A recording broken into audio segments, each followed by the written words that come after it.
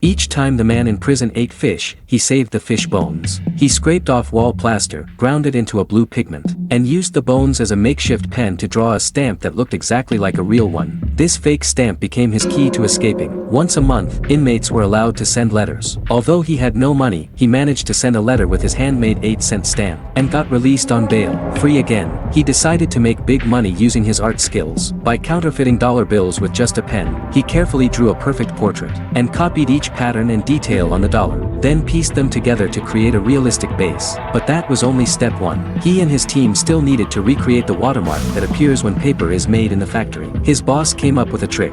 Make a watermark on one sheet of paper and sandwich it with others, creating a perfect effect. Next up was acid-free paper. It was regulated and impossible to buy. However, the Communications Bureau actually used it to make address books. The thickness was 1/3 that of a US dollar bill. They finally managed to buy the acid-free paper smoothly. In the end, only the color-changing ink was left. The ink was also impossible to buy. They had to get it by robbing. Just as they were preparing to move the ink, there was actually a security guard on duty. The security guard shot their boss. This completely enraged him. He killed everyone and blew up the escort vehicle.